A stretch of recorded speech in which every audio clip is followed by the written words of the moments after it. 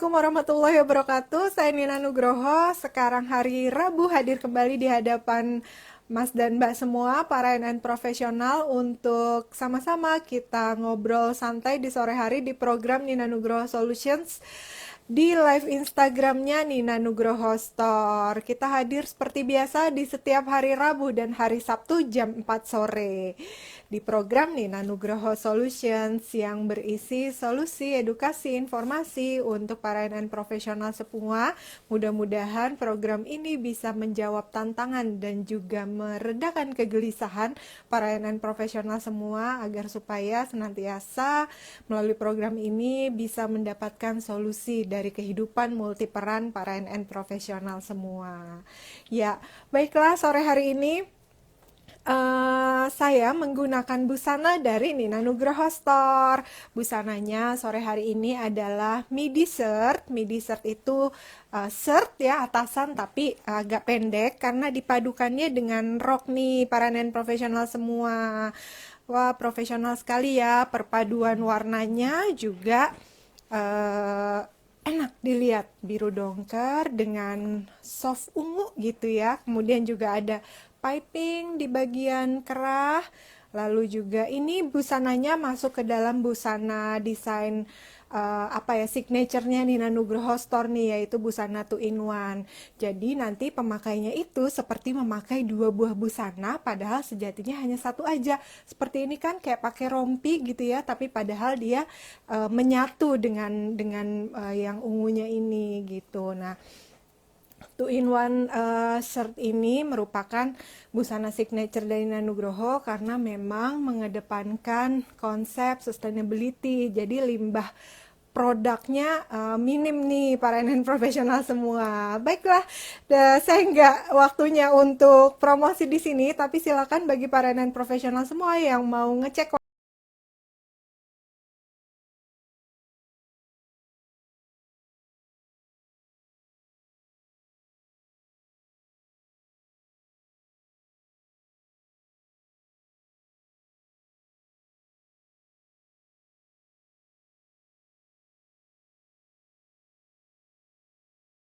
ini. Baiklah, sebelumnya saya mau ngasih tahu temanya dulu nih. Temanya untuk sore hari ini adalah sinergi untuk negeri melalui Bank Pangan. Wah, Bank Pangan, apa sih yang dimaksud dengan Bank Pangan? Nanti kita sama-sama akan bertanya kepada narasumber kita yang Masya Allah inspiratif banget nih. Beliau adalah Mbak Wida Septarina SSMSI. Nanti kita akan undang ya beliaunya ya. Nah, tadi temanya udah disampaikan Mas Mbak semuanya, sinergi untuk negeri melalui Bank Pangan. Maka dari itu silakan nanti boleh mengajukan pertanyaan seputar tema, karena dari pertanyaan-pertanyaan tersebut akan dipilih 2 pertanyaan terbaik yang kemudian akan mendapatkan hadiah dari Nina Nugroho Store. Oke.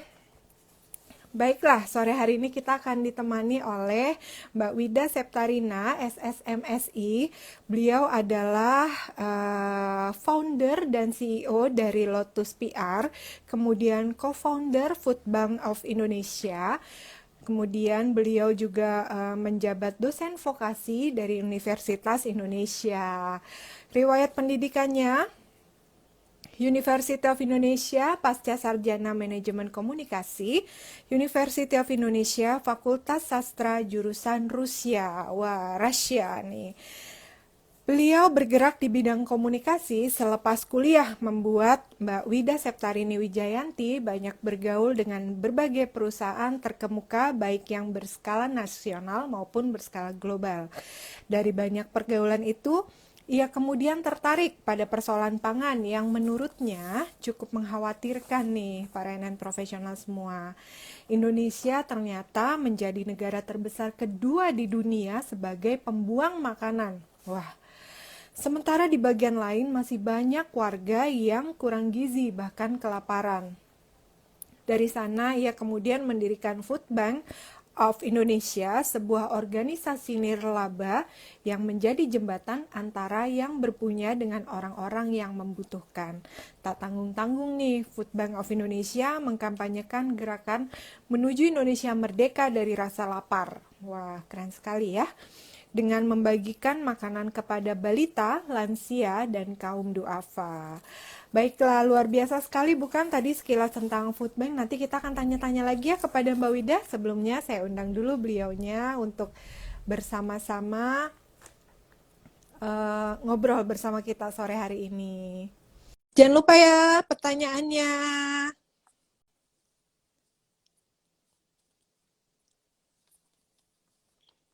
Kita tunggu Mbak Widanya. Halo, selamat sore Mbak Wida. Halo Mbak Nina, selamat sore. Aduh, ketemu di sini juga Aduh, akhirnya. iya. Aduh, seneng banget aku pas kemarin diinformasikan lah sama Mbak Wida, terus aku lihat-lihat profilnya luar biasa sekali. Mbak Wida, sebelumnya izinkan Aduh, izinkan Nina aku mengapresiasi apa yang sudah dilakukan oleh Foodbank, luar biasa sekali. Makasih, aduh Mbak makasih. Nina, ini hanya mengikuti kata hati. Ya kan katanya Nah, orang harus mengikuti kata hati. Ya inilah yang terjadi akhirnya. iya luar biasa. Mbak Wida, apa kabar? Baik, sehat Mbak. Terus bergerak. Ini juga masih di kantor, jadi nggak ada Oh, WFH. Nggak ada WFH ya. mm-mm. Selalu bekerja karena memang masih ada beberapa hal yang harus dikerjakan ya. Malah dengan adanya COVID ini kita Mm-mm. malah makin banyak bergerak sih Mbak Dina. Iya betul ya. Nanti ada hubungannya sama hotel-hotel yang sepi juga kali ya Mbak ya. Semakin banyak yang harus di Betul. ini ya Mbak ya. Oke baik. Sebelum ke situ mungkin Mbak mau menyapa para NN profesional semua yang udah bergabung nih sore hari ini. Ya, halo selamat sore semua kawan-kawan profesional dimanapun berada. Terima kasih ya sudah join di lapaknya Mbak Nina yang luar biasa menginspirasi juga. Saya juga kepo-kepoin, wah luar biasa nih Mbak Nina ini juga orang yang hebat ya. Saya salut. Mudah-mudahan suatu hari bisa kerja bareng ya Mbak Nina. Amin, amin, Masya Allah. Kita bergerak di bidang masing-masing ya Mbak untuk kejayaan Indonesia. Luar Betul Mbak Nina, biasa. kita bisa melakukan apa aja kok dengan semua yang kita punya ya. Maksudnya kita punya kemampuan apa sih? Ya itulah yang harus kita apa ya dharma baktikan untuk Indonesia tercinta ini ya. Kita nggak capek-capek deh mencintai Indonesia dengan cara apapun ya. Kalau mampunya membuat ide-ide ya kita bikin ide-ide yang spektakuler buat Indonesia kan gitu ya. Iya, betul sekali. Termasuk food bank ini nih Mbak. Boleh dijelaskan Mbak sebenarnya food bank itu apa sih Mbak? Food Bank of Indonesia? Ya jadi ini ceritanya kita itu banyak sekali melihat orang membuang makanan ya Mbak di Hmm. Indonesia ini, bahkan menurut Sustainable Development Goals ya, ini menurut apa Global Index Hunger ya, kita ini negara yang eh, membuang-buang makanan nomor 2 malah ya. Hmm. Tapi di samping itu juga banyak sekali orang yang masih kelaparan dan kurang gizi. Nah ini kan satu hal yang kita harus apa ya lakukan sesuatu gitu ya.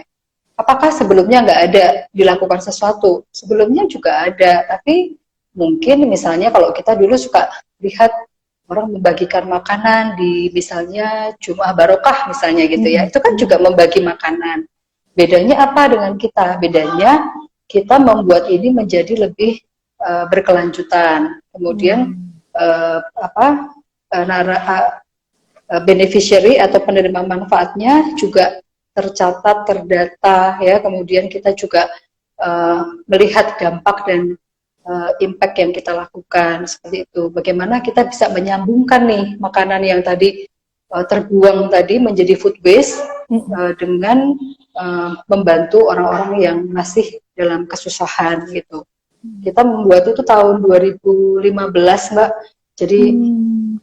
mencoba di awal-awal kita membuka kayak semacam sarapan pagi di depan kantor gitu ya. Hmm. Terus ternyata banyak sekali orang yang datang gitu. Saya masih simpan foto-fotonya sampai sekarang ya. Hmm. Dari mana apa pemanggul apa belanjaan di pasar, orang yang lewat tukang tanaman, tukang bajai dan semua yang belum sarapan. Jadi mereka datang, mereka bilang belum sarapan. Ya mungkin Mbak Dina bisa bayangin ya, ada orang yang sehari pendapatannya misalnya 25.000, 30.000 dengan anak 3.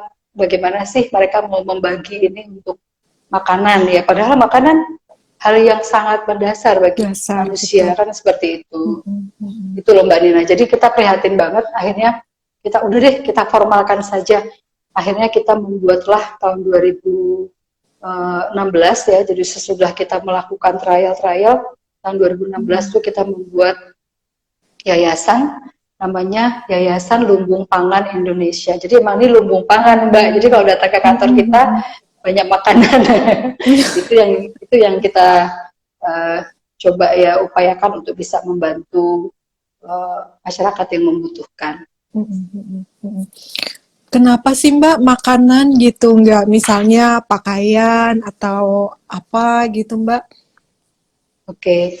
Jadi sebenarnya Mbak kalau makanan itu kebutuhan mendasar ya pertama. Jadi kalau kebayang anak yang nggak makan itu Mbak, itu dia nggak bisa konsentrasi sekolah ya kan. Kalau ada orang kelaparan, bahkan di agama, sebetulnya saya Islam, maksudnya di dalam agama kita tuh diajarkan juga kan bahwa kalau kita nggak boleh ya membiarkan tetangga kita kelaparan. Dan mungkin diajarkan di semua agama gitu tentang memberi makan orang yang kelaparan. Jadi itulah yang penting gitu. Oh ternyata itu diajarkan juga di dalam semua buku kebajikan ya, termasuk di dalamnya misalnya di Al-Quran juga ada gitu. Yang kedua juga adalah sila kelima ya, keadilan sosial itu termasuk di dalamnya nomor 5 ya, keadilan sosial bagi seluruh rakyat Indonesia. Berarti memang kita harus adil dan makanan itu harus dibagi bersama ya, karena sesungguhnya makanan itu ada tersedia. Tapi aksesnya itu tidak semuanya mendapatkan akses pada makanan itu. Nggak semua orang mendapatkan aksesnya gitu loh Mbak. Jadi yang kita lakukan adalah mendekatkan si akses pangan ini kepada masyarakat yang kurang beruntung, ya tidak punya akses pada makanan gitu.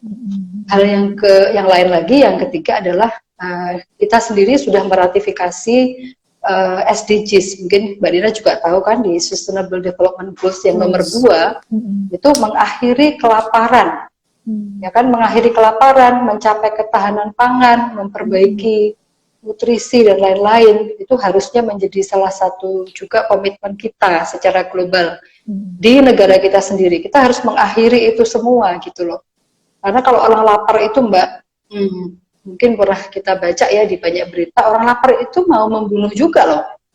Iya kan? Kadang-kadang mencari makan untuk anaknya, untuk misalnya istrinya sedang hamil dan tidak makan, itu menyedihkan sekali. Jadi itu yang coba kita atasi, karena kesenjangan yang terus-menerus akan melahirkan juga kejahatan tentu saja. Yang kedua, anak yang terus-menerus kelaparan mungkin akan menderita kurang gizi. Bahkan stunting, mungkin Mbak Nina tahu nggak, stunting di Indonesia itu sebelum COVID tinggi ya.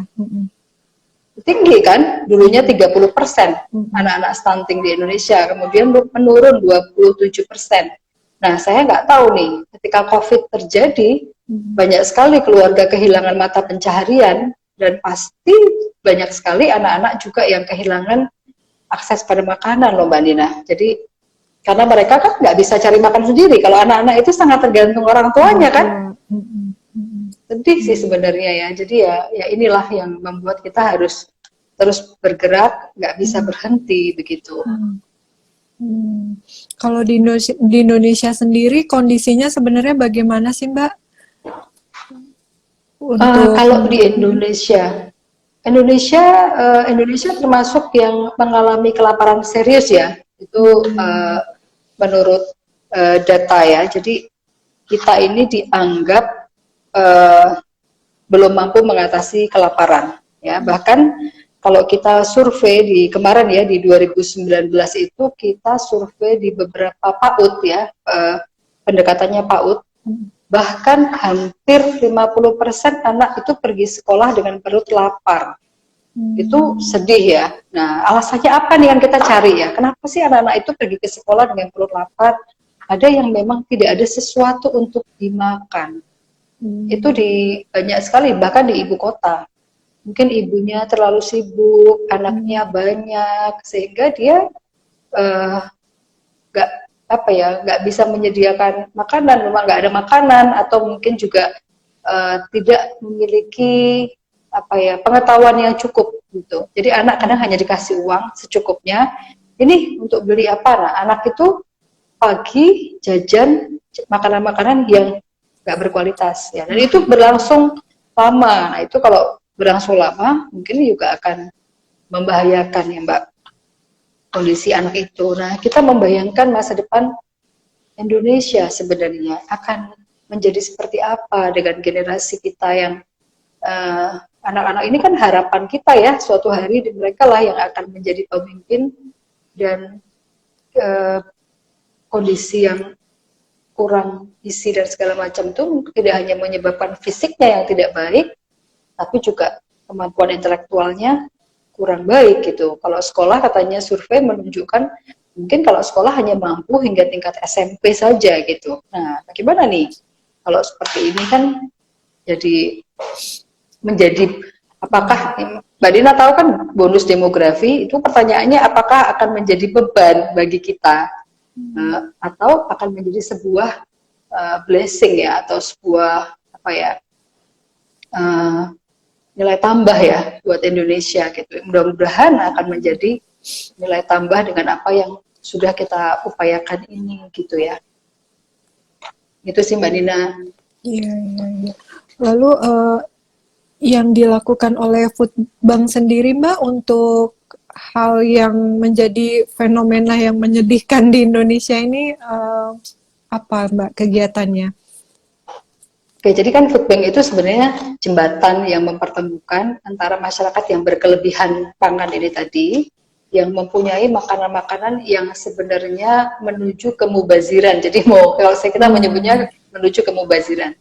Kalau di luar negeri, food bank biasanya menyebutnya sebagai food waste ya, tapi kita nggak menyebutnya sebagai food waste. Karena sebenarnya makanan itu, kalau orang Indonesia sensitif ya, ngomongnya food waste itu dikirain sampah makanan ya, padahal bukan. Yang kita bagikan ini adalah makanan yang masih layak dan masih bisa dikonsumsi. Tapi kalau tidak kita rescue makanan ini akan terancam menjadi di tempat sampah ya, di tempat pembuangan sampah. Ini yang kita rescue. Padahal makanan itu masih cukup baik. Misalnya ketika ada pesta nih, ada pesta harusnya mengeluarkan 10 makanan, tapi yang keluar hanya 8. Misalnya kan ada dua tempat yang tidak terbagikan atau dikonsumsi, itu bisa diberikan kepada kita. Juga termasuk ketika di restoran maupun di itu Mbak, apa namanya, swalayan, pasar swalayan itu kalau ED-nya masih tinggal 6 bulan, 4 bulan, sama mereka udah diturunin, karena ibu-ibu kayak kita nih Mbak, kalau belanja suka ngeliat tuh nyari tahun-tahun, tahun yang tua kan Mbak, misalnya 2025 nih, kayaknya masih lama, kita ambil yang 2025 gitu, padahal masih ada yang 2020 Desember atau 2021 Januari itu udah harus turun gitu, karena nggak ada yang beli. Nah itu yang kita kita sortir ya, makanan itu kita sortir, kemudian ada sebagian kita olah, ada sebagian juga yang kita kita bagikan lah untuk dapur pangan. Jadi kita punya dapur pangan yang berbasis masyarakat juga Mbak Nina, yang itu dikelola oleh para relawan. Relawan kita ini yang sebenarnya luar biasa ya, mereka ujung tombak kita. Juga kita punya program namanya Mentari Bangsaku, itu di sekolah-sekolah. Jadi sekolah-sekolah yang berbasis masyarakat atau sekolah dasar negeri yang memang kelihatan ya bahwa sekolah itu anak-anaknya misalnya kurang mendapatkan perhatian tentang makanan gitu, tidak mengerti tentang gizi dan segala macam. Kita biasanya masuk ke sekolah-sekolah juga. Kemudian kalau untuk masyarakat lansia dan sebagainya, itu melalui dapur-dapur pangan yang ibu-ibunya, relawannya itu memasak, kemudian membagikan kepada masyarakat yang membutuhkan gitu. Itu yang kita lakukan. Ada lagi juga emergency Mbak, yang untuk misalnya ada bencana kayak kebakaran di suatu tempat, biasanya kita datang tapi untuk membantu di sektor makanannya gitu. Karena biasanya kalau dalam kondisi seperti itu mereka kan bingung tuh, ya kan, terjadi bencana atau apa, yang pertama kali mau makan di mana gitu kan, rumah udah nggak ada dan segala macam gitu. Iya, betul. Jadi semua terus berjalan ya Mbak. Ini adalah organisasi yang setiap hari melakukan kegiatannya. Kami punya tim namanya apa ya, officer ya, officer yang memang menjalankan program-program itu, kemudian menjalankan logistik dan segala macam. Banyak sekali pihak yang juga membantu Mbak. Misalnya perusahaan logistik kita kan nggak punya apa-apa, jadi mereka yang membantu mengantar dari satu titik ke titik lain misalnya, seperti itu.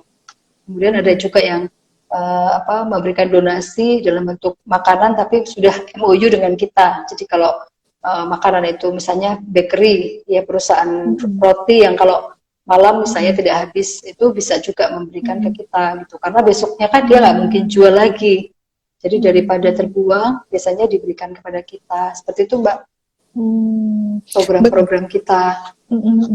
Mekanisme pengumpulannya Mbak, apa ngambil atau yang tadi dibantu oleh logistik tadi, donasi logistik atau gimana Mbak? Ya, bagi perusahaan yang memang sudah punya MOU dengan FOI itu biasanya memang sudah kita jadwalkan. Misalnya dari swalayan berkumpul menjadi satu di satu titik, nanti akan diambil oleh perusahaan logistik yang bekerja sama dengan kita. Terus nanti dia akan antar ke titik kita. Jadi kalau misalnya di Jogja akan diantar ke titiknya Food Bank Jogja gitu. Kalau di Surabaya dia akan antar ke Food Bank Surabaya. Kalau yang daerah-daerah seperti Tangerang, Bekasi begitu, diantarnya ke Food Bank yang pusat ya. Kami ada di Cipete Mbak. Jadi diantar di Cipete, terus nanti akan kita antar lagi. Kita punya mobil-mobil pangan juga yang bisa menuju ke lokasi-lokasi Food Bank setempat. Dari situ relawan nanti membagi lagi ke daerah-daerah atau ke baik kecamatan maupun kelurahan gitu, di RT RW yang mereka dampingi, seperti itu Mbak. Karena ini makanan, apa berpengaruh terhadap jangkauan pembagian atau gimana Mbak? Atau enggak Mbak? Makanya ada pos-pos gitu ya. Udah ada berapa sih Mbak di Indonesia Mbak? 3 daerah itu atau ada lagi? Kita sekarang ada di 49 titik. Yang paling jauh itu di Ambon. Di Lombok juga ada kita. Terus Jabodetabek tentu titiknya lebih banyak ya. Jabodetabek karena dekat dengan Jakarta dan transportasinya lebih mudah gitu. Jadi di Surabaya ada, di Jogja ada, Solo Raya juga ada gitu. Jadi sudah banyak sih Mbak yang yang FOI daerah gitu yang kita dirikan, dan itu biasanya mempunyai daerah-daerah pendampingan gitu, dan itu semuanya biasanya akan terdata karena kita mempunyai kerjasama juga dengan yang membantu kita secara CSR. Ini ada perusahaan geospasial yang bisa menangkap nih, kita udah mendapatkan makanan berapa banyak, dari mana, kemudian kita sudah menyebarkan ke berapa wilayah, berapa yang terdampak dan berapa yang mendapatkan bantuan gitu. Misalnya selama tahun 2020 ini aja nih Mbak, kita misalnya udah menyalurkan sekitar 195.000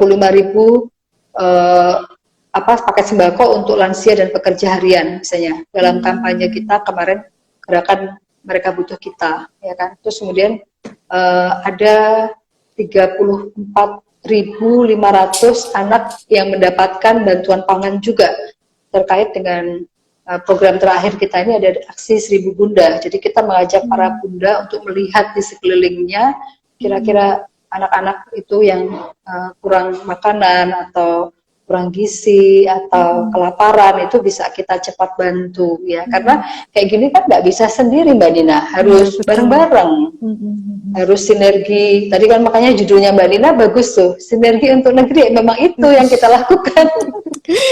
Iya betul Mbak. Iya, saya baca dulu tuh Mbak semuanya terkait Food Bank of Indonesia supaya tepat gitu temanya. Ya alhamdulillah kalau sesuai. Iya, saya jadi Cocok. ingat. Alhamdulillah. Mbak Wida, aku jadi ingat pas waktu kecil dulu kan memang besarnya di sebuah apa namanya kabupaten gitu ya di Cirebon di kecamatan yang masih pinggiran gitu. Nah setiap hari Rabu tuh dapat itu tuh Mbak, dapat bubur kacang, mungkin seperti itu ya Mbak ya. Dibagiin susu Betul, betul, betul. juga, iya. Aku Iya, senang banget karena iya, memang waktu waktu SD tuh ya bener nggak sarapan. Jadi, betul. aduh, itu Itu kesan kalau yang sangat sekarang mendalam. Kalau sekarang tuh disebutnya kan PMT ya Mbak ya, pemberian makanan tambahan. Ya, jadi kita juga melakukan itu gitu karena eh, apa ya, anak-anak itu ini cerita yang menurut saya sedih juga ya. Misalnya kita membagikan pisang. Ada perusahaan apa buah juga yang membantu kita, jadi membagikan pisang. Ada cerita dia tuh membeli pisang urunan ya, kalau bahasa Jawa apa urunan tuh Patungan. saweran sama temennya, patungan. Terus dia beli di sebuah apa pasar atau mana, dia beli cuma satu biji itu bisanya, terus dia petek jadi dua, jadi mereka makan pisang setengah-setengah gitu. Terus ada lagi kisah-kisah bahwa mereka ditunjukin sebuah buah, dia mengerti ini namanya apa, ini namanya apel, tapi mereka nggak pernah makan yang namanya apel. Jadi buah yang paling sering mereka makan itu ya pisang dan pepaya. Yang lain-lainnya amat sangat jarang gitu. Makanya kadang-kadang kami kasih jambu pun mereka bilang, oh ada ya jambu gitu ya. Jadi gitu. Jadi emang kadang-kadang kalau kita melihat dengan kacamata kita sendiri Mbak Nina, kita nggak menyangka bahwa itu ada ya di sekeliling kita ya. Ternyata orang yang nggak punya akses pada makanan. Tapi setelah hampir ya 5 tahun kita berkecimpung di sini, kita tahu bahwa oh ya ampun, ternyata sedih sekali ya, nggak semua anak itu mendapatkan haknya terhadap makanan ya. Kadang-kadang di awal-awal ya dulu saya sering sedih ya, maksudnya menangis gitu ya. Tapi ya lama-lama kita harus tahan ya dengan apa yang kita bantu gitu ya. Kadang-kadang kan sedih banget kondisinya, ada ibu-ibu lansia yang dia itu udah nggak mampu gitu ya, terus dia dikunci sama anaknya di dalam rumah dan dia dia nggak bisa ngapa-ngapain gitu. Itu sedih. Aduh, kita nangis-nangisan nih Mbak. Kebayang.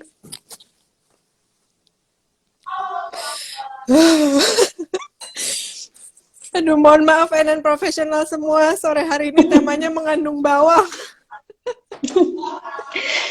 Biasanya saya membawakan ini dengan gembira ya, tapi Mbak Nina nih tadi nanya-nanyanya gitu ya, jadi saya ikut sedih ya. Iya. Kebetulan Mbak Wida, aku juga pernah punya pengalaman gitu waktu dengan almarhum apa ya orang yang sudah kami anggap sebagai ayah gitu kan. Beliau itu gitu Mbak punya anak yatim di rumahnya sampai dengan 70 orang tuh. Nah, ada punya program yang mirip dengan Food Bank of Indonesia ini Mbak. Jadi setiap sore itu berkeliling di hotel-hotel di Jakarta gitu untuk ngambilin sisa roti, sisa makanan gitu kan, untuk kemudian dibagikan kepada anak-anak yang ada di rumahnya dan juga yang ada lansia-lansia di sekitarnya gitu. Itu, aduh rasanya hati tuh, saya jadi keingetan. Aduh. Iya, semangat ya Mbak, semangat terus. Semangat. Nah, ini saya mau juga cerita Mbak Nina. Mungkin ya apa yang kita lakukan ini apa ya, nggak semuanya mungkin baik bagi orang lain. Ya, kita kan kadang-kadang nggak tahu apakah orang itu amanah atau tidak. Ya kan, karena kita bekerja dengan banyak orang. Tapi kita selalu ingin mempunyai pikiran baik ya kepada orang lain. Bahwa tujuan dibangunnya organisasi sosial ini adalah untuk membantu orang. Jadi memang kita membuka pintu seluas-luasnya untuk misalnya bekerja dengan para relawan. Itu. Tapi ya kita seringkali mengatakan pada para relawan kita, juga orang-orang yang bekerja di lapangan, bahwa ini semua adalah amanah. Kan amanah ya, yang ini bukan barang kita gitu, ini adalah amanah dari orang-orang yang mempercayai kita. Kita bagikan semampunya secara adil. Nah, tapi kita juga bilang bahwa kita tuh mengantisipasi dengan apa ya, kayak semacam uh, mana Data. pertanggungjawaban gitu, data pertanggungjawaban, kemudian mereka mengambil juga menandatangani sesuatu. Jadi kalau misalnya terjadi hal-hal yang nggak baik di lapangan, kecurangan atau segala macam, sebenarnya kita coba semaksimal mungkin mengantisipasi ya, tapi ya kita kan nggak bisa apa ya, nggak bisa selalu bisa mendeteksi itu, kecuali memang ada pihak-pihak yang melaporkan. Kami senang sekali kalau misalnya ada yang melaporkan ketidakadilan atau kecurangan di lapangan, itu kita memang butuh banget ya itu, karena bagaimanapun itu kan harus dibagikan secara merata, terutama kepada orang-orang yang memang membutuhkan gitu Mbak Dina. Iya betul. Aduh, Mbak Wida mau tarik napas dulu sebelum menjawab pertanyaan. Ya, dah. Masya Allah. Iya, ini udah banyak pertanyaan dari para ANN profesional semua. Saya juga di ujung-ujungnya masih banyak ini. Kalau nggak pandemik, kapan-kapan Ini mau main ya Mbak, mau ikutan. ayo Mbak, silakan Mbak Nina. Mbak Nina ini sampai luntur nih. Aduh, iya. Baik Mbak, izin pertanyaan pertama dari Khadijah 119. Mbak Wida izin bertanya, apakah menurut Mbak penyaluran makanan oleh Foodbank ke seluruh wilayah Indonesia saat ini sudah merata? Apa saja syarat mendapatkan bantuan dari Foodbank Indonesia? Apakah sudah merata di seluruh Indonesia? Tentu saja belum Mbak Nina. Kami ini kan organisasi yang baru ya, maksudnya baru 5 tahun. Setiap saat kita selalu berusaha memperbaiki sistem kita. Misalnya sistem logistik itu penting banget di dalam organisasi ini, karena kan kita menerima bahan pangan, kemudian melakukan sortir, kemudian teman-teman di program ini nanti akan membuat perencanaan kira-kira di daerah mana saja yang membutuhkan gitu kan. Nggak sempurna gitu, tapi kita berusaha melakukan yang terbaik. Apakah sudah merata? Belum merata gitu, karena kita nggak punya daya upaya meratakan itu gitu kan. Semua tergantung donasi, makanya ketika donasi semakin banyak ya dalam bentuk pangan atau apapun yang diberikan kepada kita, itu tentu akan membuat operasi kita lebih besar ya, kemudian bisa membantu lebih banyak orang ya. Tapi satu hal nih yang saya ingin sampaikan, bahwa sebenarnya tujuan kita tuh tidak hanya sekedar bagi-bagi makanan Mbak Dina, karena kalau itu yang terjadi kan kita akan membangun masyarakat yang di tangan di bawah, bukan itu yang kita inginkan. Tapi ini adalah sebagai emergency, sebagai makanan yang banyak kan orang yang sudah berusaha keras bekerja, tapi pendapatannya tadi seperti saya bilang, ketika mereka dalam titik terendah, mereka dapat makanan, mereka bisa bersyukur, mereka bisa bangkit kembali. Syukur-syukur bisa menolong orang lain, sebenarnya itu ya. Jadi apa ya, pergerakan sosial atau menjadi orang yang juga lebih baik ya. Mungkin sedikit saya ceritakan, ada SD yang dulunya menjadi nasabah kita sebutnya nasabah ya. Tapi kemudian setelah bergabung dengan kita, dia justru bisa membuat dapur pangan dan membantu lansia di belakang sekolahnya. Itu yang kita harapkan. Jadi orang dibantu, kemudian membantu orang lain. Jadi ada multiple effect yang kita inginkan gitu. Jadi kalau dipikirkan bahwa kita ini hanya bagi-bagi makanan supaya orang bergantung gitu, sebenarnya harusnya enggak seperti itu. Karena cita-cita kita justru menghapus nanti semua food bank ya. Kalau orang lain udah sejahtera, semua orang sudah punya makanan, untuk apa food bank ada? Kan nggak perlu. Malah cita-cita kita menutup food bank gitu kan. Ya cita-citanya adalah suatu hari food bank ini ditutup supaya nggak ada lagi orang yang kelaparan. Maksudnya orang udah semua sejahtera, semua adil, jadi nggak perlu ada food bank lagi. Iya. seperti itu. Jadi sudah merata atau belum? Terus tadi apa lagi Mbak?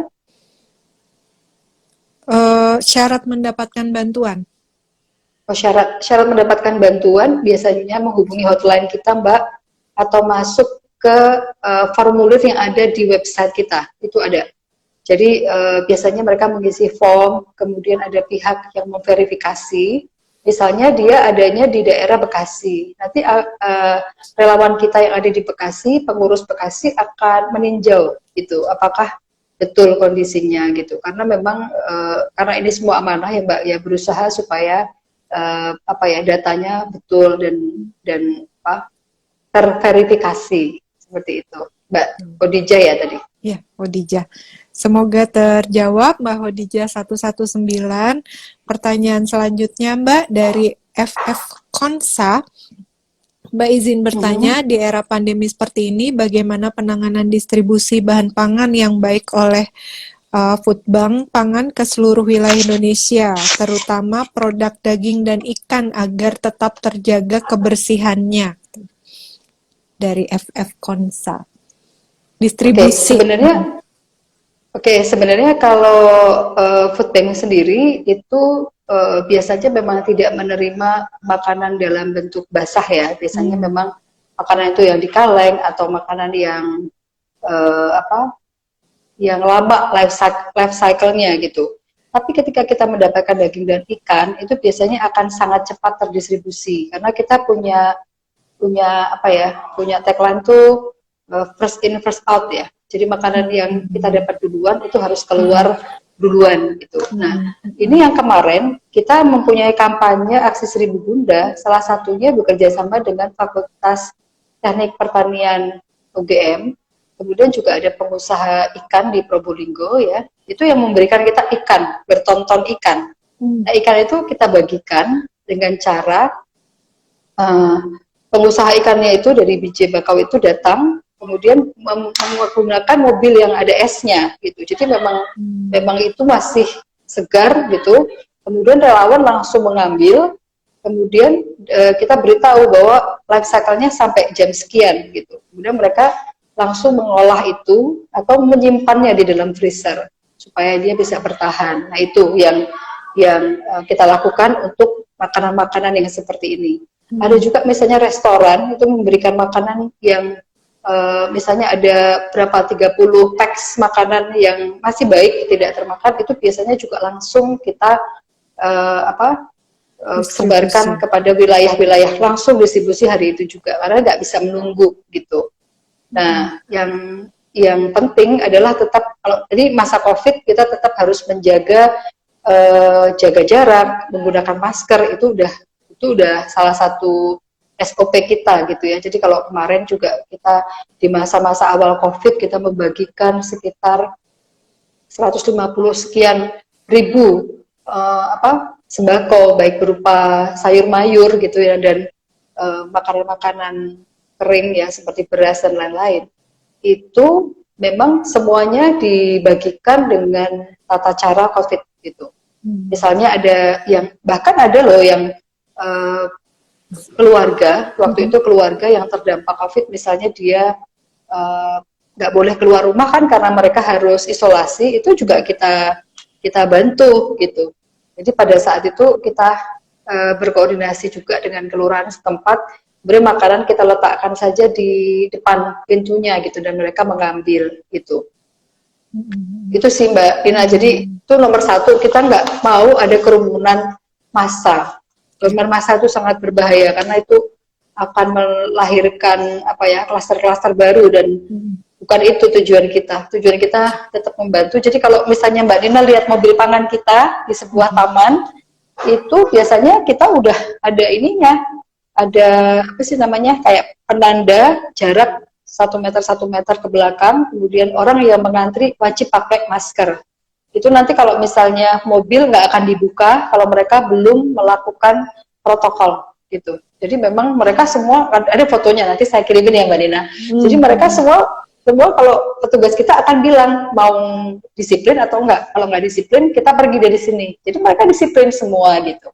Jadi sebenarnya maksud saya kalau masyarakat itu ya kita kita disiplinkan dengan tegas ya, dengan aturan yang kita buat, saya pikir kalau mereka benar-benar butuh makanan itu, mereka akan mentaati aturannya, seperti itu Mbak Dina.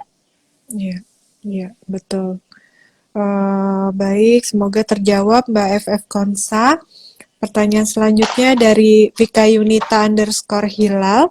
Izin bertanya Mbak, bagaimana strategi atau metode yang tepat untuk menanamkan kesadaran masyarakat tentang diversifikasi pangan guna menunjang terciptanya ketahanan pangan nasional? Wah, berat ya. Wah, ini berat nih.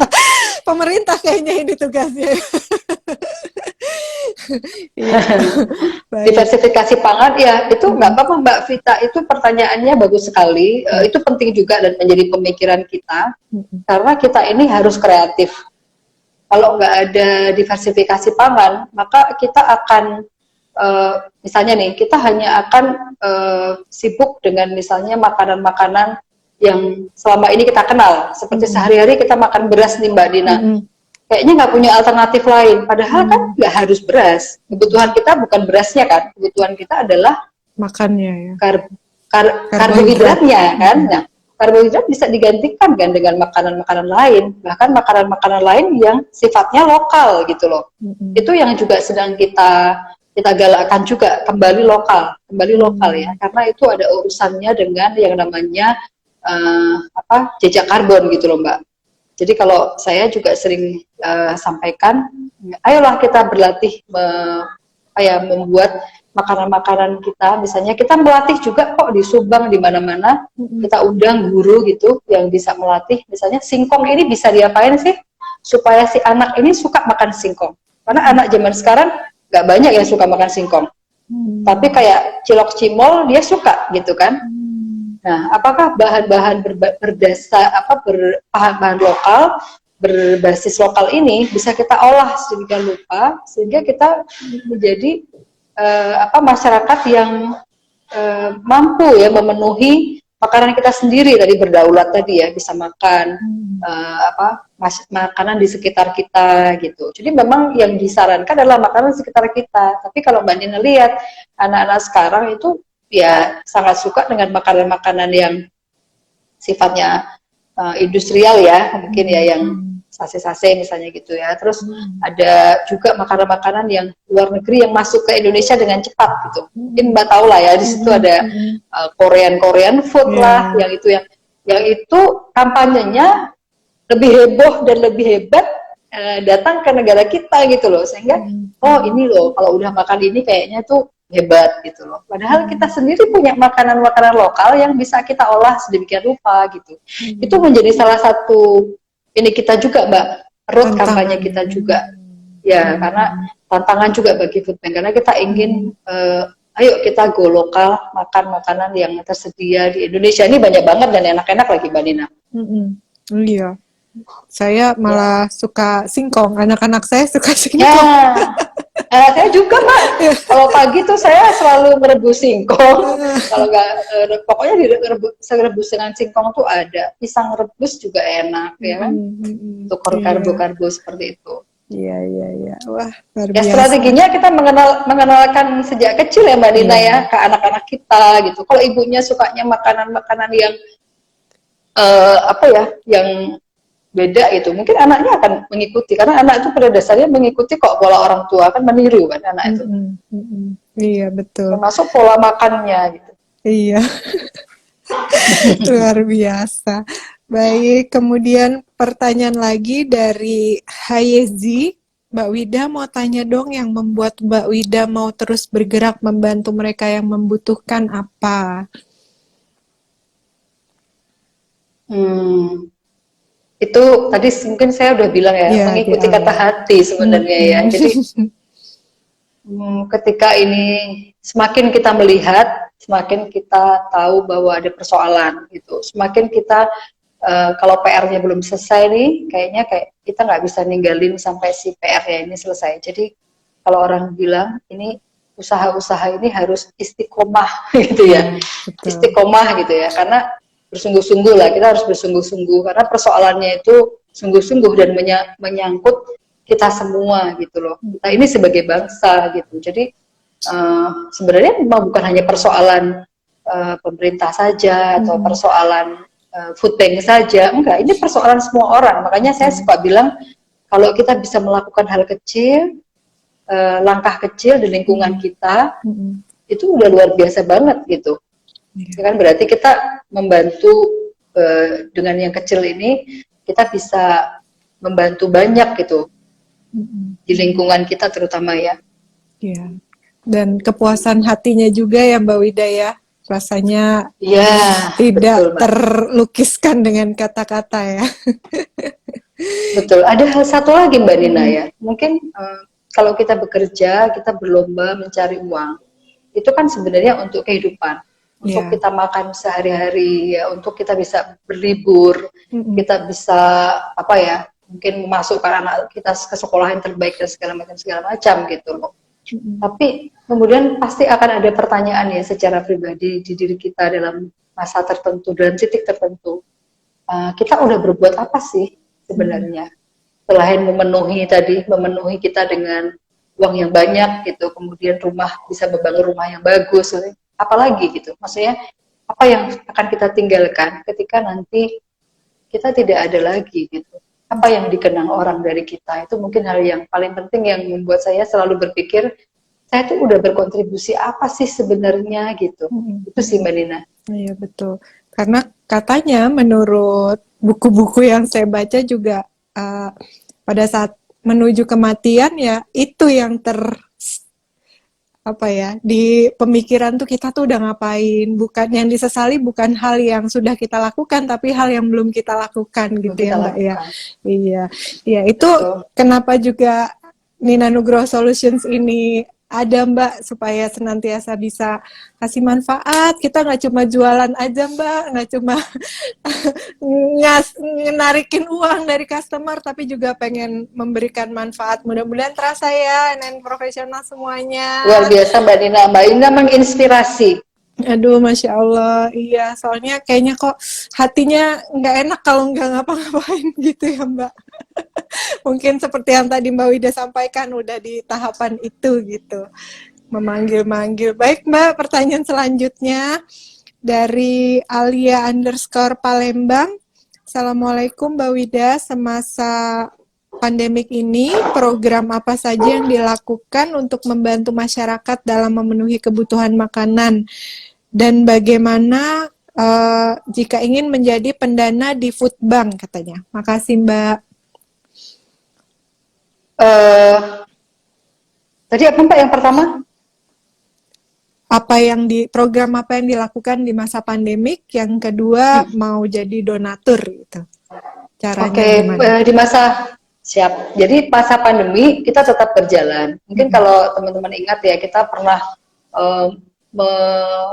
melibatkan sekitar 1.000 relawan juga di gor-gor, itu kita sampai dipinjamin gor untuk menyiapkan itu sekitar 117.000 sembako gitu. Itu di awal-awal, karena saat itu tuh memang orang sudah berteriak, tapi kemudian belum ada bantuan gitu dari pemerintah dalam hal ini. Memang sudah disiapkan, tapi kan nggak mudah, nggak langsung turun. Jadi waktu itu kita bergerak dulu, kita dibantu oleh satu perusahaan yang memang ingin membantu. Kita siapkan semuanya itu sampai di Jakarta, ya Jabodetabek, kemudian Surabaya dan segala macam ya. Itu namanya GMBK, Gerakan Mereka Butuh Kita. Kemudian saat ini, kemudian karena kita melihat anak-anak ini menjadi hal yang sangat penting dipikirkan masa depannya, mulai Agustus kemarin kita memulai satu program yang namanya Aksi 1000 Bunda yang tadi saya cerita. Nah, Aksi 1000 Bunda ini hingga Desember kita targetkan bisa membantu sekitar 50.000 anak gitu di beberapa kota dengan melalui PAUD. Nah, PAUD-nya dari mana caranya? Mereka mendaftar melalui formulir yang sudah kita sebarkan. Itu udah tersebar di berbagai lokasi dan sampai sekarang terus bertambah, bahkan yang mendaftar itu udah lebih dari 60.000 ya anak gitu. Nah, ini akan terus berjalan. Tentu saja yang namanya melakukan program nggak bisa dalam waktu yang sangat cepat. Makanya 2021 program ini akan terus dilanjutkan gitu. Tentu saja dengan bantuan lebih banyak orang. Makanya di sini saya juga ingin mengajak berbagai perusahaan ya yang concern terhadap persoalan-persoalan ini untuk turut membantu ya, minimal memberikan makanan atau apabila mereka memproduksi makanan-makanan bergizi supaya bisa kita meneruskan program ini seperti itu Mbak Dina. Nah, bagaimana supaya bisa ikut berdonasi atau segala macam, biasanya bisa langsung hubungi hotline kita. Ada hotline kok di Food Bank, di Instagramnya Food Bank, nanti bisa lihat juga di situ. Itu di situ ada hotline-nya. Kalau mau bicara dengan hotline bisa. Kemudian di website juga ada. Di situ juga dituliskan nomor rekeningnya di mana saja. Kemudian bisa langsung kemudian mengkonfirmasi kepada hotline kami. Gitu. Kalau berupa makanan bisa langsung juga datang ke titik-titik kita di mana berada begitu. Ya. Iya, baik. Semoga terjawab Mbak Alia di Palembang. Kalau di Palembang udah ada, Mbak? Palembang kayaknya baru mau berdiri nih, Mbak. Tapi saya udah punya WA grupnya. Mudah-mudahan bisa connecting ya, Mbak Alia. Mbak Alia ya tadi ya? Iya, Alia. Mbak Alia bisa kontak. Ya, bisa kontak di situ. Nanti siapa tahu bisa menjadi salah satu ini kita ya, relawan kita di Palembang. Senang sekali kalau ada yang bisa bergabung, ketemu di sini. Iya, wah luar biasa. Semoga ini ya Mbak, niatan baiknya bisa segera terrealisasikan. Amin. Amin. Baik, Mbak, pertanyaan lagi dari Sildia_Tiara Rahmat.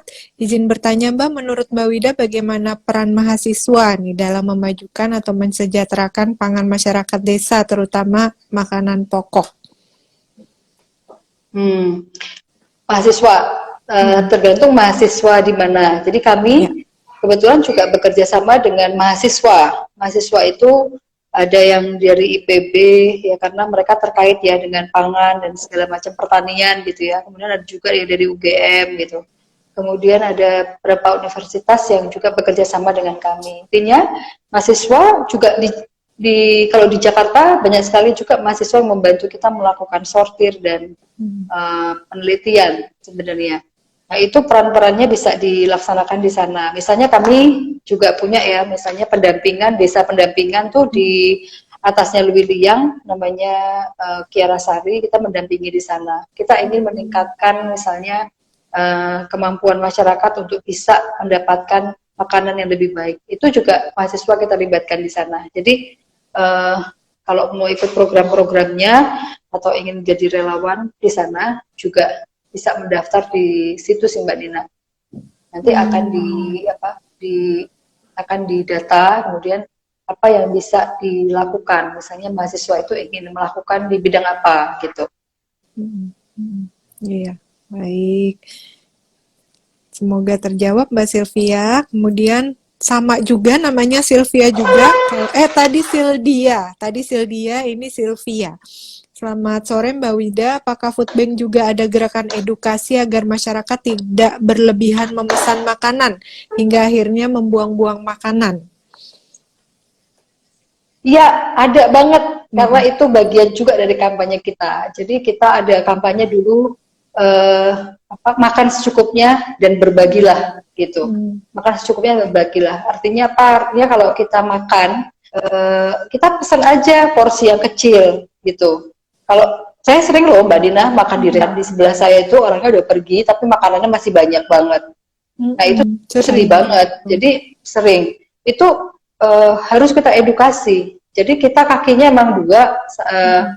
Kita tuh kakinya ada 3 malah ya. 1 intervensi pangan, edukasi, sama pendampingan. 3 hal itu yang kita lakukan sebenarnya sehari-hari dalam kegiatan-kegiatan kita. Ya betul Mbak, itu kampanye. Ayo kita sama-sama bareng-bareng kampanye supaya kedengeran nih, orang mulai sadar bahwa nggak boleh tuh makan ngambil berlebih-lebihan, kemudian dibiarkan begitu aja. Kalau di party-party itu di kawinan tuh banyak loh Mbak Nina. Iya. Betul. Ngambilnya itu kayak lapar mata gitu, semua piringnya diisi, tapi habis itu dimakan cuma sedikit. Itu menyedihkan loh, menyedihkan banget. Sekarang di restoran, kita kampanye. Ini restoran all you can eat udah kalau ada lebih ditimbang per 100 gram Ditimbang. 50.000 Iya betul. bayar. Itu bagus Mbak. Bagus ya, Harus iya. gitu, bagus.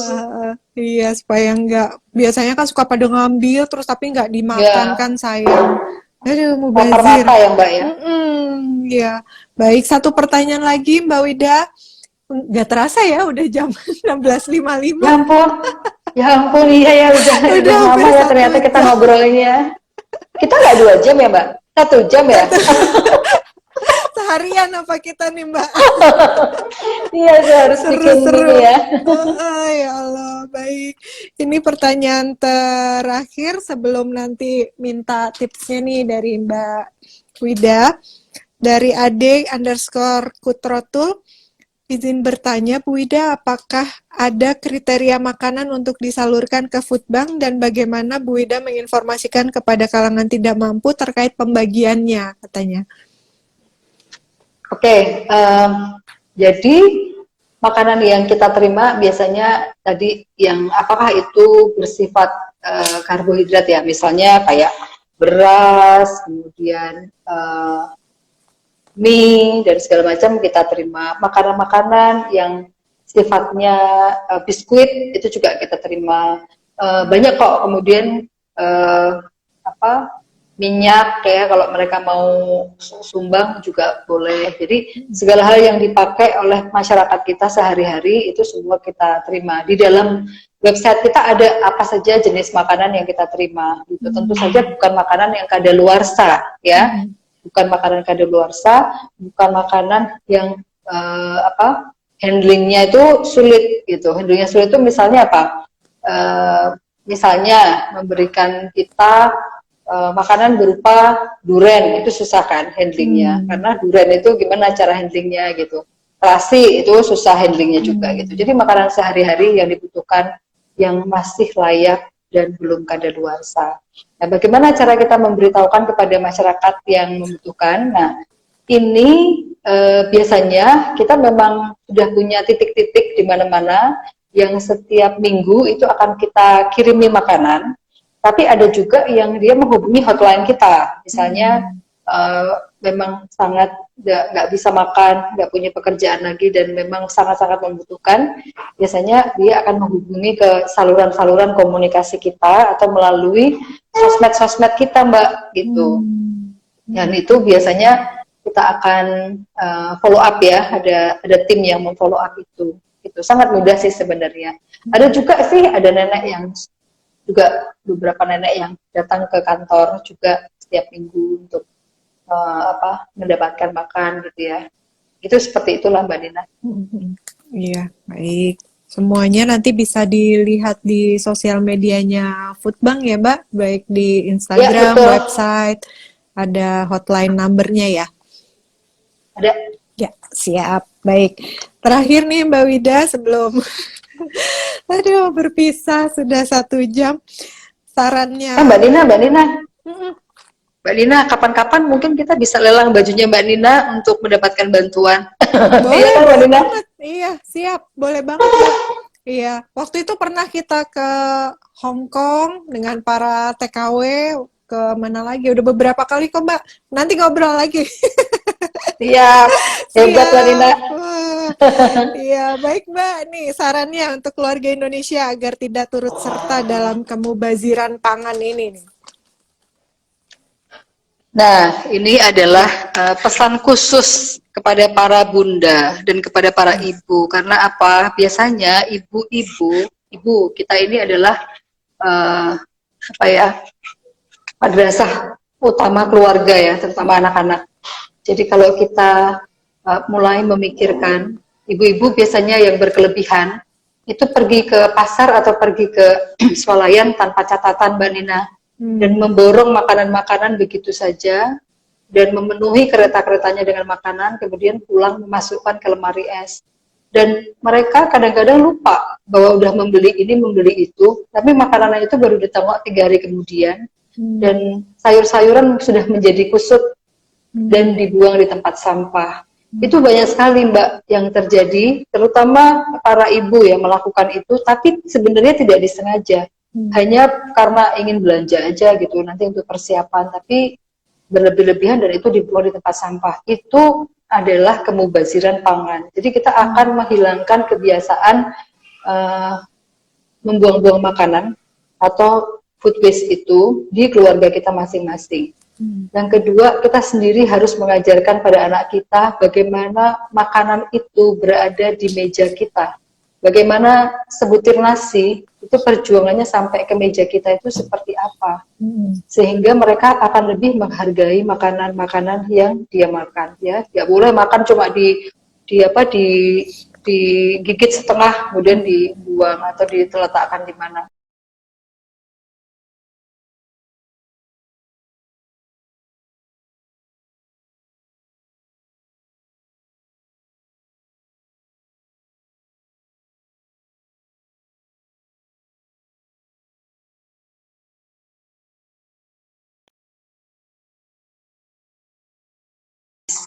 Atau berbagilah. Itu Mbak Nina. Iya, baik, siap Mbak Wida. Matur nuwun sangat, terima kasih banyak atas waktunya sore hari ini. Moga nanti kita ngobrol-ngobrol lagi tentang yang tadi Mbak. Iya, dengan senang hati. Ayo. Mbak Nina, terima kasih sudah diundang di sini. Mohon maaf bila ada kata-kata saya yang mungkin menyinggung atau tidak berkenan. Semoga menjadi inspirasi bagi semua saja yang menonton di acara ini. Terima kasih Mbak Nina. Iya, selamat sore. Iya, Nina yang makasih, Nina yang mohon maaf Mbak kalau misalnya ada kurang-kurang. Terima kasih banyak. Sehat selalu ya Mbak. Semoga selalu semangat. Iya, Mbak Nina juga ya, sehat ya Mbak. Amin, amin. Makasih Mbak Wida. Assalamualaikum. Ya, terima kasih. Assalamualaikum. Waalaikumsalam warahmatullahi wabarakatuh. Waalaikumsalam. Ya, alhamdulillah, Masya Allah, luar biasa sekali dan sangat menginspirasi sekali obrolan kita sore hari ini dengan Mbak Wida Septarina. Temanya tadi adalah sinergi untuk negeri melalui Bank Pangan. Tadi ada pesan untuk para bunda-bunda nih dari beliau terkait kemubaziran pangan. Keluarga adalah madrasah utama nih bagi para anak-anak kita. Nah, kita harus mengajarkan kepada anak-anak kita bagaimana sebuah makanan itu, contohnya nasi ya, bisa sampai di meja kita. Diperkenalkan kepada mereka bagaimana prosesnya, sehingga anak-anak lebih bisa menghargai makanan yang ada di meja kita masing-masing. Dan juga seorang ibu juga harus bijaksana dalam berbelanja nih, karena ingat di sekitar kita masih banyak orang-orang yang membutuhkan makanan. Ya, bagi para profesional semua yang ingin turut berdonasi atau ingin turut bersinergi dengan Food Bank of Indonesia, silakan menghubungi sosial medianya, ada websitenya, ada juga Instagramnya Food Bank of Indonesia. Semoga bisa menjadi bagian untuk mensejahterakan masyarakat Indonesia, sehingga masyarakat Indonesia menuju ke keadilan sosial bagi seluruh rakyat Indonesia. Baik, sekarang waktunya untuk mengumumkan siapakah 2 orang pemenang yang mendapatkan hadiah dari Nina Nugroho Store, karena sudah bertanya nih pertanyaan terbaik. Siapakah dia? Pertanyaan terbaik pertama, Silviana Hamdani. Selamat siang Mbak, apakah Foodbank juga ada gerakan edukasi agar masyarakat tidak berlebihan memesan makanan sehingga akhirnya membuang-buang makanan? Wah, selamat kepada Silviana Hamdani. Yang kedua yang dipilih oleh tim kami sebagai pertanyaan terbaik adalah pertanyaan dari Haizi. Mbak Wida mau tanya dong, apa yang membuat Mbak Wida mau terus bergerak membantu mereka yang membutuhkan? Selamat kepada Silviana Hamdani dan Haizi. Untuk 2 orang pemenang, silakan masuk ke Instagram Nina Nugroho Store. Di dalam bio ada link yang bisa diklik untuk kemudian terhubung dengan sales advisor kami atau admin kami. Kemudian nanti akan dibantu bagaimana caranya mendapatkan hadiah dari Nina Nugroho Store. Terima kasih kepada para NN profesional semua atas waktunya sore hari ini. Mudah-mudahan obrolan kita sore hari ini bisa memberikan solusi dan juga memberikan inspirasi bagi para NN profesional semua agar kita selama hidup terus berbagi manfaat kepada sebanyak-banyaknya orang. Saya Nina Nugroho pamit undur diri dari hadapan NN profesional semua. Sampai ketemu lagi ya di hari Sabtu di jam yang sama, jam 4 sore. Terima kasih. Wassalamualaikum warahmatullahi wabarakatuh. Salam sehat selalu. Dadah.